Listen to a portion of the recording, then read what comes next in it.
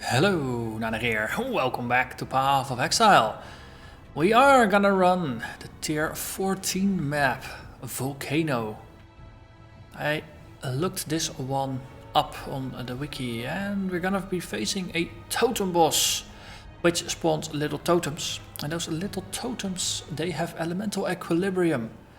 So each totem is its own element. There's a fire, a cold and a lightning one. So by their powers combined, I will be suffering negative 50 to all my elemental resistances. So I have switched out Rumi's concoction and instead we're running around with a bismuth flask. 35 to all resistances and another 20 from the roll gets us 55 to all elemental resistances. So that should help us deal with those little totems. We're gonna see if this is enough, because it was just a bit too tricky to switch my gear around and get another 50 resist on everything, because that's quite an achievement. So, Volcano, it's gonna be inhabited by demons. And we will be facing more rare monsters that have nemesis mods. Monsters have 40% increased area of effect and they poison on hit. Yes, this... we could have had a lot worse roll, but we still have to val it, and valing could make it a lot nastier. So let's see what we get. It's unidentified, so it should still be the same map, but we get 30% increased item quantity as a result of it being unidentified. So let's do this.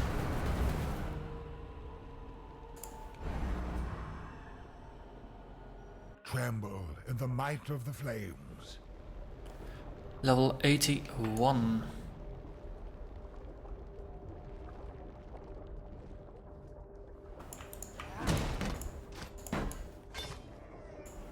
So, very strong reminder of Val's area.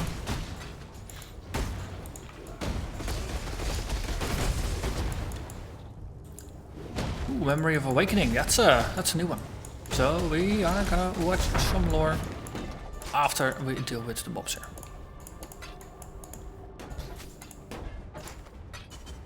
This area reminds me way too much of Kam's area.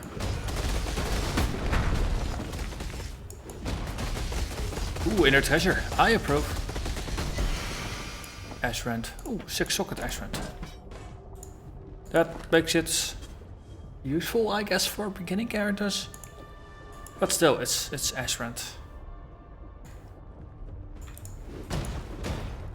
Okay, let's have a listen. Force is met with force. Push against the earth, and the earth pushes back. But if you quiet the earth, if the earth slumbers beneath your hand, it does not resist, and you slip through. Push hard enough against the sleeping earth, and you enter the emptiness between worlds. Push farther into that, and you fall into another world altogether. Oriath is an island on an island, in a sea whose depths know no limits, and whose every drop hides an infinite number of yet more islands. My sweet daughter lies stranded, lost in the tumultuous abyss. That world is not for her. No world in the countless I have seen is worthy of her. Worthy of being home for her. For us. We people have sprung up independently across the abyss like a blight. And like a blight, all we leave in our wake rots, decays, suffers. If I cannot find a world where my daughter and I might be happy, I will create one.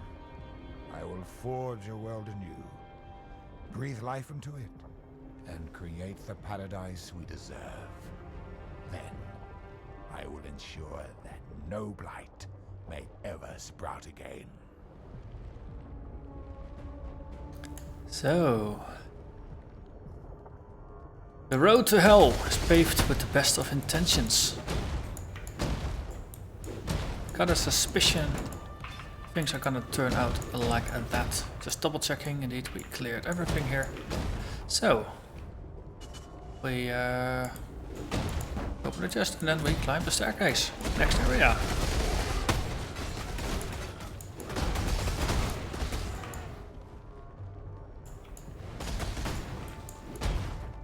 because of our Leech and Regen, we can deal fairly well with the poison of mobs.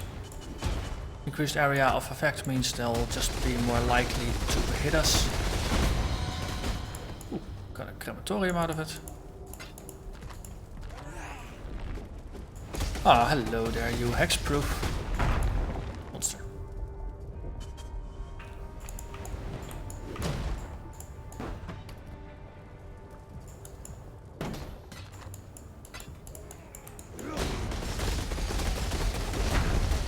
Cast Unrighteous Fire.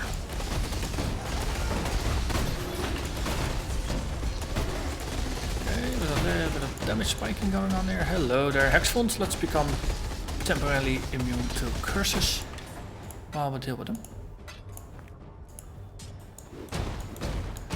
But they do like to kill that golem, which is good, as it means they're less likely to be killing us.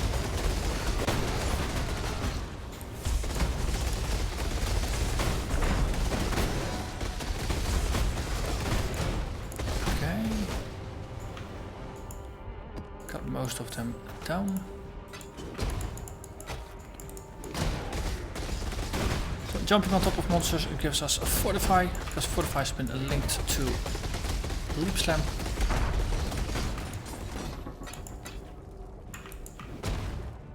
It does mean that every once in a while we do put ourselves into a less than desirable situation by being in the middle of all the enemies.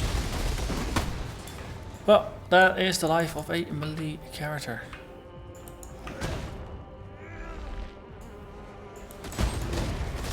Especially a character like this that is using a Life Leech as a surviving mechanism. Ooh, we found core.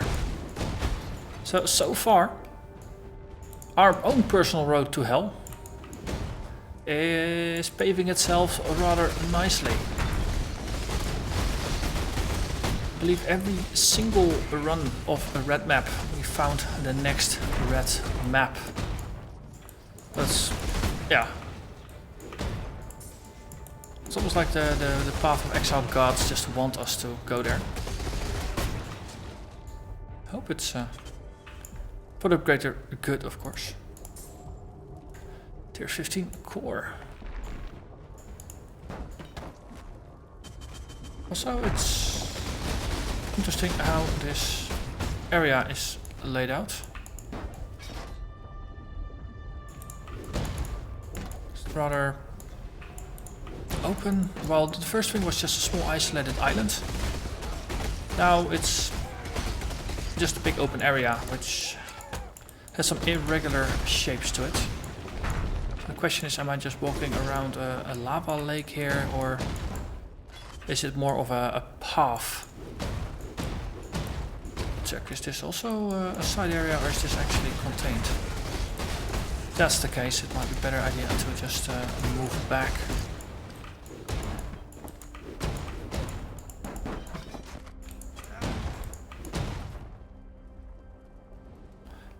This seems like it's just small connected nodes. That's probably a better idea to clear those one at a time. Bit of a height here. Okay, everybody just stream in one at a time. I'll go off that way. And of course they killed the golem again. So ironically, golem grants me regen, but itself the golem is not pretty good at recovering its life. And of course it doesn't have any elites to it. Which is one of my sustaining forces. Is this a dead end here? Oh, yeah, yes. Just for a moment it didn't look like a dead end. Hello, you fractured thing. Here, let's put the totem down. Always fun. Fractures and totems, they just go well together.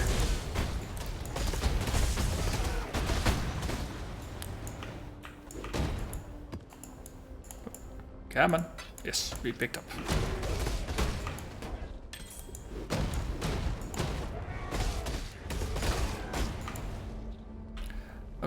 So far the idea of these connected islands is still valid. Backtracking a little bit here does pay off in that we don't have to backtrack at the end, or that we will clear it with just more mobs killed. Because it always feels like a waste of a map if you have, say, more than 10 mobs remaining. Yes. Okay, that's an edge. Ooh, hello, buddy. Goodbye, everybody. Okay. And now we are back here, so now we can push on, knowing that we have indeed killed everything we could kill. Ah, there's a path up here. Some chests down there. Nothing useful in the chest, but of course, I keep remembering the rule. If you don't open up the chest, it would have contained a mirror.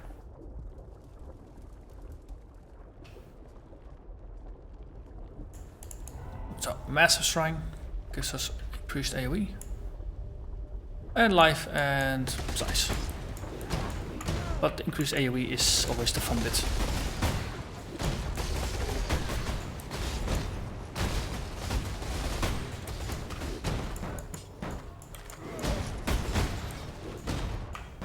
Okay. Dead end. And we're still normal.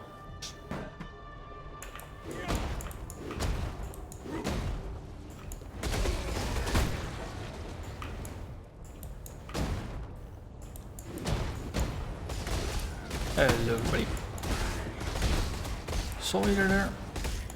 Yes. Also, let's not get cursed here. Felt sluggish, but that was of course because they cast Temporal Change on me. 14 monsters remaining, which implies boss is near.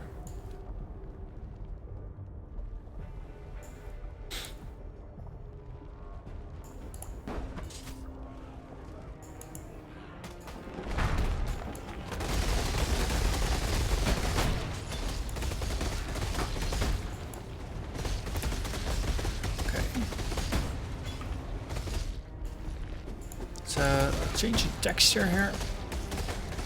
It might be an open world boss fight, but let's see. Is there a way to salvage this? No, it's just gonna stay there. We'll just move the portal. Chances are we're not gonna do this without dying. Okay, there's a large area here, so I've got a suspicion. No, there's only one monster remaining that we're actually facing the boss now. Hello there, Forest of Flames. So Elemental Equilibrium is active here, lowering our resistance to the elements. Yep.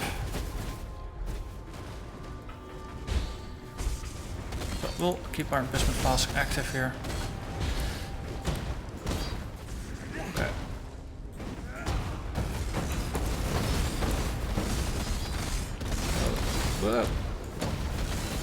I wonder if the trick is going to be to just try and not get hit as often while taking things out, or if it's indeed going to be just hit and run tactics. The primary boss itself is not moving, it's the other ones that all just lightning warping about. Ow, ow, ow. Here, I have a totem.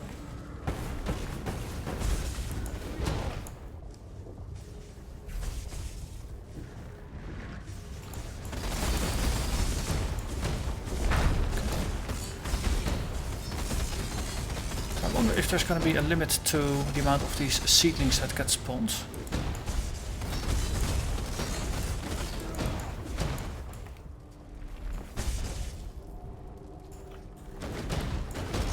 Okay, at least the boss is not regenerating.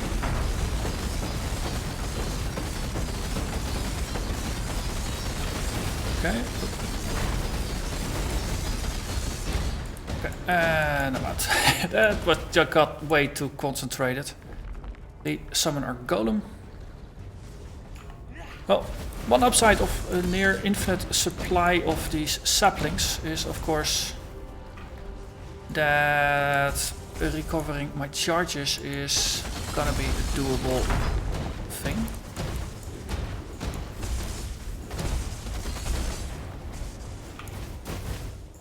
Okay, that golem, I definitely like it because it's drawing a lot of fire away. Okay, let's get in again. Put on the totem here.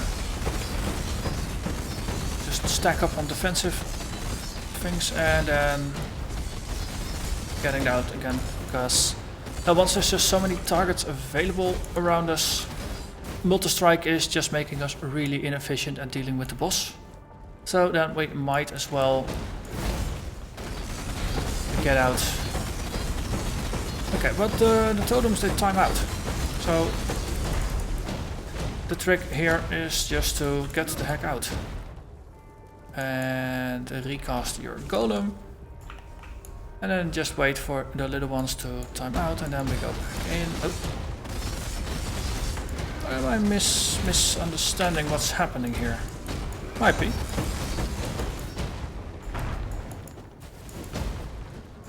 Oh, mana, mana.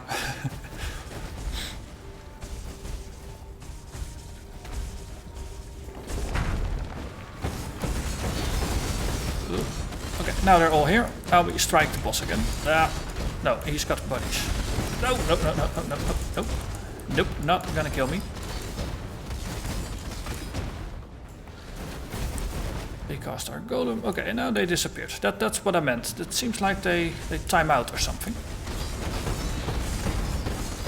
Okay, put up a bismuth flask here for some resistances. Oh, no, no. Getting eager here. He's really nearly dead, but so was I.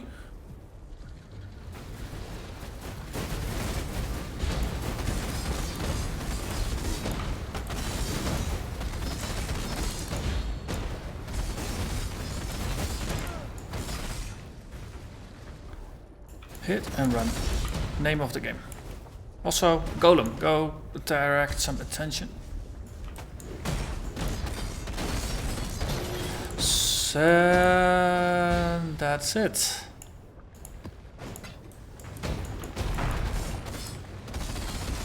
Forest of Flames is no more. Still want to take out these little seedlings, of course, but that's a first. We defeated a red map boss without dying. And yes, okay, I did pick a map that was a bit on the easier side. But still, this is a first. I'm happy with that. I know I've experienced maps that had a lot worse modifiers. So this is good. It means that you can mold these red tier maps into stuff that's at least achievable. So that you get less rewards, but there's also less risk. And the fact that we found a core map means we are set up for next episode. So that's gonna be even more fun. Also, we can now shape a tier 9 map into a tier 14. Let's see, which is that gonna be? Overgrown Shrine, Crypt, Coward's Trial, Reef Coves, Acid Lakes. Would be fun if I could shape the channel into a tier 13. For now, I don't quite know what I want to do with it, so we'll just keep it aside. And that's it. So, as always, I'm gonna thank you very much for watching. I hope you enjoyed this one. Last challenge, but at least we didn't die, so that's a first. And I'll see you again next time when we take on the core. Bye bye.